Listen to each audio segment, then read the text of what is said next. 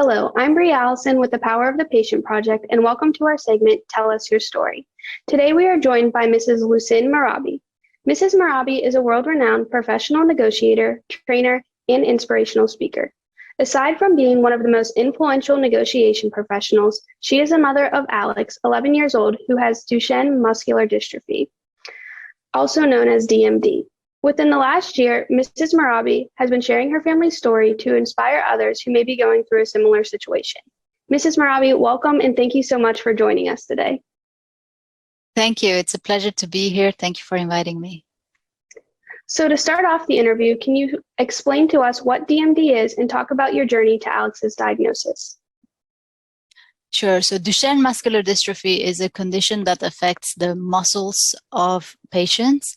And research shows that it's not only muscles that are affected, but the entire system. So bones get affected, the brain gets affected. Many children with Duchenne have also brain issues, meaning learning difficulties, behavior issues.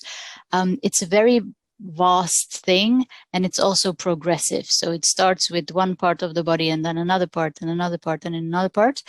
Until today, it's 100% fatal. So there is no cure yet, which means that patients die relatively young. The average life expectancy today is around 25 years old. And how did you get to Alex's diagnosis? So Alex's birth was very complicated. Doctors had to intervene. When he came out, he wasn't breathing properly, reacting properly. So they had to rush him into the intensive care. So he spent the first 2 weeks of his life in the hospital, in coma first, and then at the pediatric department. So when we left the hospital, ever since that moment, I was always like extra careful watching him, the way he grows, what he does, just to be sure that there weren't any consequences from that period in coma. Because as a mom, and he was my first child, I had no experience. I was always afraid that there might have been side effect of that coma or an impact on his brain. So I was carefully looking at the way he developed, and he was developing as other children, but a little bit slower. So he started walking around 1.5 years, which is a bit late, but not alarmingly late. And also his behavior was difficult. He tended to be quite moody. He didn't want to walk that much. He didn't want to run much. So I knocked on doctors' doors saying, maybe there is a consequence of the coma. Maybe something went wrong. And they did an MRI scan and they said, no, everything is perfectly fine. But I felt, call it mother instinct, that something was wrong with him, but I didn't know what. And Duchenne is a muscular dystrophy, which is genetic. So it can run in the family, but it didn't run in my family. And honestly, I'd never heard of muscular dystrophy in my life. So I simply didn't think of that. I was more thinking something with the brain. Anyway, I knocked on many doctors' doors for years until at one point it even became problematic between me and my husband, with my husband telling me, maybe you're the problem. There's nothing wrong with the kid. Just leave him alone. And I started doubting myself as well, thinking, am I just imagining this? But I just felt something is wrong with him. Until finally, at the age of 5, we went to see a neurologist saying, is it normal that he doesn't like to run? Is it normal that he falls often? Is it normal that he doesn't want to jump like other boys his age? And she made him do something very simple. She put him on the floor and said, stand up without using your hands. And he couldn't. And he did a certain movement that I now know is called the Gowers movement, where you use your hand and feet to stand up. And that was for her a sign of saying, let's analyze muscular dystrophy. So from then on, we did a blood test, we did another MRI, we did muscle biopsy, genetic testing. And that's when he, right after his 6th birthday, was finally diagnosed with Duchenne muscular dystrophy. So we finally knew that A, there was something wrong, something severely wrong, and B, what it was. Well, it's a good thing that you were persistent then, because you really helped him out. Absolutely. And obviously with this disease, just like with any other condition, the earlier the diagnosis, the better, because then you can actually do something about it. And unfortunately, yeah, I wasn't taken very seriously by the medical staff. So his diagnosis came relatively late. In average, children with Duchenne are diagnosed around the age of 4. Oh, wow. And after all of this, what went through your mind about learning about Alex's diagnosis, and how did you process it? I remember going on Google, obviously what the doctors tell you not to do and what everybody does. And I read a neurologist writing, there is a life before and a life after Duchenne. And I didn't really understand what that meant until we got the official diagnosis. And I knew that, okay, right now I have a 6-year-old who can walk, run, jump, do everything. But slowly he's going to lose all of that. And within a few years, he's going to be in a wheelchair. With 2 years more, he's not even going to be able to eat alone. And then he's not going to be able to breathe properly. And he's going to need a mask at night. And then he's going to need a tube. And if I'm lucky to still have him when he's in his 20s, he's going to be in a wheelchair, not being able to do much. And that obviously tears your world apart. Like the world crumbles. And I thought I couldn't handle it. I thought, I'm not that type of mom. I always thought of special need moms as kind of superheroes. Like, how on earth do they do it? I could never do that. And that's what I thought. I just can't do it. Like, God made a mistake, gave it to the wrong mom, like the wrong problem to the wrong person. I just can't do this. And yeah, for several months, I thought, I'm not the right person. I can't handle this. I cannot watch my child deteriorate and then die, and knowing that there is just no cure. And we just have to hope that science advances and finds something while he's alive. Yeah, my first thought was simply, I can't handle this.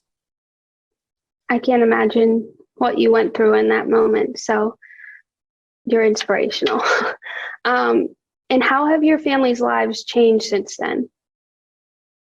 Well, the period where we knew something was wrong, but we didn't know what yet, was for me the hardest. Because once we had the diagnosis, there was a name to it. There was a prognosis. We kind of knew what we had to expect.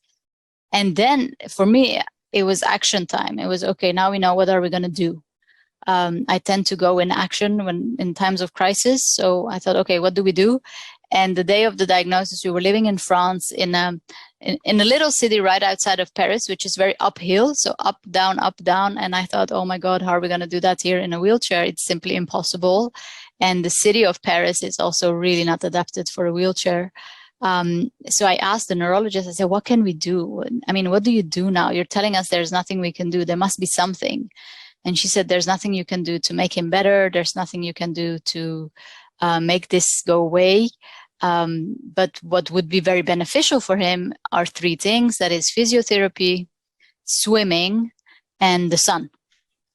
And when she said that, I thought about my last holiday, which was in Dubai. And I thought, in Dubai, I'm sure they have good physiotherapists. There's the sun all year long, and we can swim all year long. So I told my husband, let's move to Dubai. And he thought I was completely nuts, in shock. He's like, what do you mean, let's move to Dubai? I said, let's move to Dubai. He can still walk a few more years. In the medical world, they call it the honeymoon years, until the age of 10, 11, where the children are full-time in a wheelchair. So I said, he can still walk a few more years. Let's just go to Dubai, give him the best life possible, create memories, go to Ferrari World, I don't know, and do all the things that a young boy loves. Because Duchenne is going to take away a lot from us, but nobody can take away the memories that we make, the pictures, the videos, the laughter. So I thought he thought I was crazy. So I gave him some time to digest the news. And then, after a while we decided together, we're going to do this. We're going to move to Dubai, despite, everybody advising us against it, family, friends, the neurologist. We decided to go anywhere. So 3 months later, we were in Dubai, looking for a house, for a school, for new cars and everything, and start a new life. And are you happy with your decision to move to Dubai? Absolutely. I never, ever regretted it. The first 2 years were very difficult. I mean, new country, new ways of doing, expensive. Dubai is very expensive. I didn't have a job, obviously. I stopped working so that I could take care of him. So I launched my activity here. In the beginning, wasn't easy, just like everything. My husband's job wasn't going super well the first year. So the first year and a half were really tough. But then his job picked up. My activity became really successful. So we were able to afford living in Dubai. The children adapted super well. His school was extremely helpful. We found new friends, and yeah, life became absolutely fantastic. And I'm very, very, very happy I listened to that second time of mother instinct and made that decision. Well, it sounds like it was the best decision for you guys, so I'm happy that everything is going well. Thank you. And how have you helped Alex process and learn more about his disease? Well, I believe a lot in transparency, and I believe that children pick up way more than we give them credit for. So we decided to be transparent from the beginning. So the same day we got the diagnosis, I went to his bed. It was in the evening, and I said, I brought it to him as kind of good news.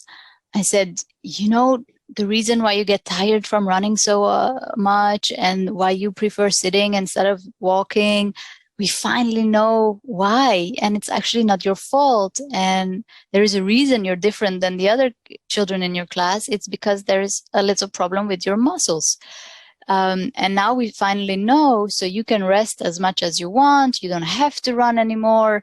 And everybody's here to help you. And we're going to buy you a nice, beautiful buggy where you can sit in, and cars that you can drive around, and you can just keep those little wheels on the bike, and it's all okay. And if you need help, we can all help you, and we're here, and you're going to get physiotherapy to help you with your muscles, and the school is going to help you. So we finally know what it is. And then I told him, I said, babe, everybody has a challenge in life that they have to face and that they have to carry. And this one is yours to face. It's Duchenne, and doctors are working really, really hard to find a cure. And until then, this is your life challenge, and this is something that you have to face, and we are here to help you. I think that was a beautiful way of talking to him about it. And he probably had a little bit of a relief knowing that it wasn't something that he was doing. I think so, because I think there was a part of him that felt that he was different, but he didn't know why, or that maybe he felt like he was clumsy, or that he was dumb, or I don't know what children can tell themselves. I mean, he was only 6. Mm-hmm. And I did notice that his behavior improved after that. So I think, yeah, it made sense. I mean, obviously he was only 6, so I wasn't going to tell him this is fatal, there's nothing you can do, you're going to die. Like, I didn't say that. But I told him whatever I thought a 6-year-old could comprehend. And what was beautiful was that my best friend, he is obese. He's very big and fat. And he was at our place because he helped me process the diagnosis. And we were sitting in the garden the next day, and he was telling me about an operation that he was considering to do a stomach reduction. Because he just tried everything to lose weight and he couldn't. And then Alex, out of nowhere, says, yeah, you're really fat, aren't you? Well, that's your life challenge. Everybody has a life challenge. So then I realized, okay, he did process it yesterday, mm-hmm. What I was telling him. Wow. And so how's Alex's health doing today? So today he's 11. 11 and a half. He is in a wheelchair. He cannot walk anymore. He cannot stand anymore. There's a lot of atrophy, meaning his muscles have broken down. I noticed that his upper body is starting to become weak as well. So he has difficulties even lifting a glass of water. So we bought like very light glasses. Soon we're going to need to work with straws. So yeah, we built a lift in the house. So we're very fortunate to be able to do that. So he can still go up and down. He has an electric wheelchair now. We have a manual wheelchair, and we have a lot of tools to help us help him. So yeah, that is the life at the moment, and we're enjoying it as much as we can until the next phase comes. Taking it day by day. Yeah, we have to. I mean, physically, that's the situation. Emotionally, he's extremely strong. He's very wise. I always say he must have a very deep soul, because he just understands things better than I do. But when he lost the capacity to walk, that was last November, So November 2021. I did notice that he became really sad. I noticed for the first time that he was really grieving this loss. So that's when we sent him to see a psychologist so that he could also express his emotions and talk and regulate. And she told us that maybe it was time to tell him the ugly truth of this disease. And we agreed. I mean, I didn't want him to go on Google and find out. So that was the hardest decision of my life. I mean, as you know, as a negotiator, difficult decisions, difficult negotiations, difficult conversations are part of my day to day. But this one felt really tough. Like, how on earth do you tell your child that he's dying? How do you tell your child that there's nothing you can do? How do you tell your child that it's going to get worse? So I'm not going to hide. I was crying for a week, preparing for that conversation, like in my car and driving around thinking, how am I going to say this? But yeah, we had to tell him. So we did. We prepared a calm moment, went in the garden, made sure our daughter wasn't there to disturb. And we said, honey, we have to tell you something. And we just want you to know that you can come to us if you have any questions about Duchenne. And do you have any questions? Do you understand what Duchenne is? So we started asking a lot of questions to understand what is his way of thinking. Because the psychologist had told us that he thinks that it's his fault that he can't walk, like there is a problem, he can't monitor his legs anymore and he's doing something wrong. So I wanted to reassure him that it wasn't his fault. So explain that Duchenne is breaking down his muscles, that muscle that is broken doesn't rebuild back in his body anymore. And that's what Duchenne does, and that doctors are still working very hard to find something, but that right now there is no cure yet. Now, I refuse to tell him that it's fatal and he's going to die from this, because again, a cure can be found tomorrow. We don't know that. And who am I to take away hope? So I told him it's severe, it's getting worse, it's not his fault, and he can come to us and talk about anything he wants, and he can continue to see the psychologist if he wants to, and if he has any questions, we're always there. And again, it was actually a beautiful moment. It seemed like he kind of already knew. I don't know if he had Googled it before or not, but he seemed very calm about it, and he asked a few questions, and I shared with him the cycle of grief and what that means, and that it's totally normal to be sad, and that he was grieving the capacity to walk, and that we were all grieving that, and that we could do that together, and that when you share sadness, it becomes less. So yeah, we actually had a beautiful conversation about that. And again, his behavior after that improved. I think because he could just understand better what's happening. And yeah, his behavior is challenging because, again, affected by Duchenne, it goes up and down. And right now we're in a good phase. His behavior is good. So again, enjoying that as long as it lasts. Well, he's blessed to have parents like you guys that are so open and honest with him and all going through this together. So how do you stay positive while on this journey, and how do you keep Alex positive? Well, there's been a thing in my life. So I was born in a war zone. I was born in a country at war. And we left, and I lived in a refugee camp when I was a young child. And I always felt very lucky. That is the right word. It's not grateful, because that's something I learned about later. It's lucky. I felt lucky that my parents decided to get me out of that country, whereas all my cousins and friends were still living there. And then I was lucky to grow up in the Netherlands, where I was lucky to be able to go to university while my parents didn't have much money. And then I was lucky that I found the right job. So I always felt like I was lucky. And therefore, I guess there is this sense of gratitude that I've always had. And it's only now that I've learned about the power of gratitude that I always felt like it could be so much worse, because I've seen so much worse. So I guess with Duchenne, it's the same thing. Of course, in the beginning, you go through the same self-pity, like everybody, and that's normal. Like, oh my God, why me? Why my child? Well, this disease, why not something else? Why there is no cure, etc., etc. And once you go through that grief, you come out, and for me, I said, wait a second. Okay, we have this, but we also have another child who is healthy. We have the intellectual capacity to understand what this means. We have the languages to be able to do research in different languages and understand, where are the medical doctors. We have some financial means to provide him with a wheelchair and whatever he needs. That is already more than a lot of parents. Everywhere in the world, there are children with Duchenne living in very poor countries where they can't even afford a wheelchair. So these children are sitting in a corner of a house, not moving anymore. Or they can't afford physiotherapy. So the decline is even faster, where they can't afford to take the child to a swimming pool. So, you know what I mean? It can be worse. There are parents who have 2 children with Duchenne. There are parents who have 3 children with Duchenne. So I consider myself lucky for all the things that I just said. And I just compared that it can always be worse. That doesn't mean I don't give recognition for the suffering that I go through. And sometimes I'm sad and I just allow myself to cry.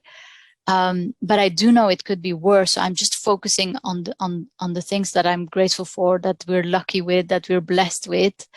And by being focused on that, honestly, it's just so much that, that's how I stay positive. And that's what I teach him as well. I say, boy, there are children born in India, born in Africa, who have absolutely no money to go to the physiotherapist, who can't afford all the stuff that you have, who can't even go to school anymore because schools are not adapted, who have to learn at home while they don't want to. So we are lucky. And that's what I put in his head as well. I said, you are extremely lucky. So yes, you have Duchenne. Yes, that's horrible. Yes, that's a severe condition. And at the same time, you're also lucky to have this wonderful life. And also, whenever we can celebrate something that we have because of Duchenne, we do. For example, when we travel, we try to travel as much as we can.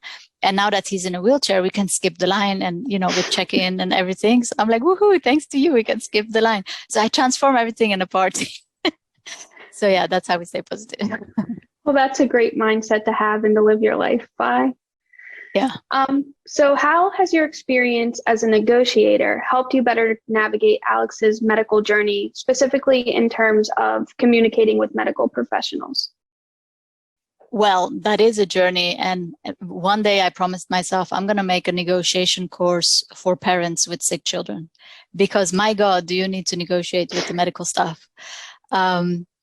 And also, I also help the medical staff. I give conferences, I give trainings to hospitals, to clinics, to help them negotiate with their patients. So I'm on both sides and helping everybody that I can, because it is a negotiation. And the problem is that people don't even realize it's a negotiation. People think it's a conversation. But in a conversation where there is a disagreement, that becomes a negotiation. So there are constant negotiations between patients and the medical staff. And both parties need negotiation skills to come to an agreement peacefully, without too much stress, without too much,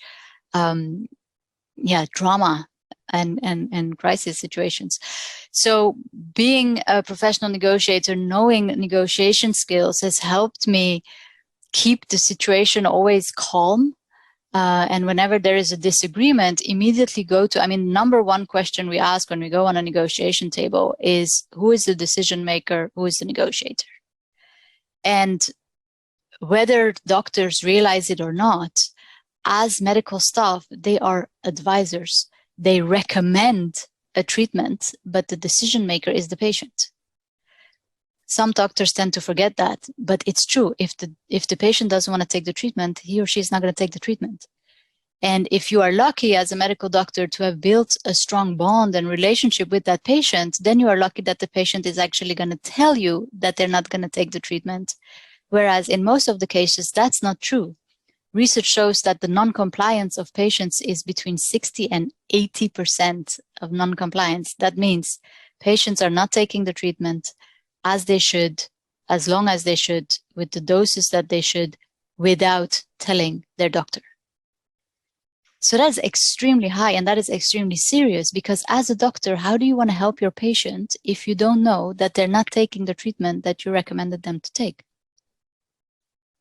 So this is the issue, and And I'm trying to help as much as I can to bring that non-compliance rate down, but also improve the relationship between patients and doctors. So enough about my work, back to me as a patient. I've had many times, doctors recommend something that I didn't necessarily want to give to Alex, or different doctors advising different things, and then having to make difficult decisions. And yeah, there was one situation where a doctor, we had to start the treatment, and the doctor said, before you start the treatment, I want you to give another drug first. And we didn't agree with that because the side effect / advantage rate was just not in our favor. So we said, no, we don't want that treatment, but we do want to start this drug. And it wasn't something that was mandatory. And so I talked to another doctor who said, no, you don't have to give that drug if you don't want to. But this doctor really, really insisted on me giving that drug. And I didn't want to because of the side effects and the risks. So I very calmly told him, I said, doctor, who is the decision maker on this process? Who is the decision maker having to decide if we're going to give that drug or not? And he said, you are. And I said, okay, decision taken. Can we move forward? So just like that, I just prevented an argument because I just showed him that you're here to recommend, I'm here to decide, decision done, let's move forward. Now, I don't think he appreciated it, but it's the way it is. Well, that's definitely a new perspective, and I never really thought about it that way, but very true. Yeah, so depending on the doctor, the status, the ego, the country, the way we see doctors and the authority that the doctor attributes to himself or herself or is given through the community, makes it that they realize or not that they are here to help, that they are here to advise, but they can't force anything that the patient doesn't want. And that is universal in any country in the world. Of course, they can say, if you don't do as I tell you, then you don't have to come back to my clinic. Then the patient can go and find another doctor. So in the end, it's the patient who decides. And I think it's very important that we all realize that. The patients, the parents of the patients, and the doctors. Yeah, that is very important information for all of us to keep in mind. And what's something that you wish everyone knew about DMD, and what advice do you have for those going through a similar situation? Okay, so I wish, of course, the world would know about Duchenne so that parents, when they see symptoms that could indicate that, can go to their doctor and say, I want him or her checked on Duchenne. Because although it's a genetic condition, 1/3 is a random mutation, meaning it can happen to anybody. I am not a carrier of this disease. We don't have it in the family. So this was a random mutation. Alex is the first in the family line. So it's very important that people realize this is a genetic condition, but it can happen to anyone. That's one. Two, I want parents of healthy children to teach their children that other children who have special needs, be it blind, deaf, physical, whatever it is, they are still children with the same need to play and to have friends. So please send your children to those children and, ask them if they want to be friends, if they want to play, and adapt whatever it is that they're doing towards their needs, because in the end, they're still children and they still have the same needs. And I want the medical staff to know that patients with special needs and their families often feel extremely alone. Although you see them the entire day, they are not sitting with other patients the entire day. So all of your patients by moment feel extremely alone. So when they come to you, it's not only to help them with the treatment, it's also to be a listening ear. It's also to be a person of support. So try to be slightly more than just giving drugs or telling them that there's not much you can do, and try to be as human as possible. Although it's extremely difficult to deliver bad news, although the pressure of having all the patients and the weight on your shoulders, I can totally relate to that. But please try to be as human as you can be. Have at least a tissue box on your table, because that can be useful. That is great advice. Thank you for sharing. You're welcome. And that concludes our interview for today. Again, Mrs. Mehrabi, thank you so much for joining us and sharing your family's story. We appreciate the work that you are doing to spread awareness about DMD and patient advocacy. And you and Alex are truly an inspiration. And we hope the very best for him and the rest of your family. Thank you. You're very welcome. And thank you for doing this work. It's amazing and very much needed. We're happy to talk to you. And if you're interested in telling your story to us, please reach out with your name and email address to set up an interview. Email me at powerofpatient@gmail.com. I'm Bree Allison for the Power of the Patient Project, the National Library of Patient Rights and Advocacy. Thank you for watching.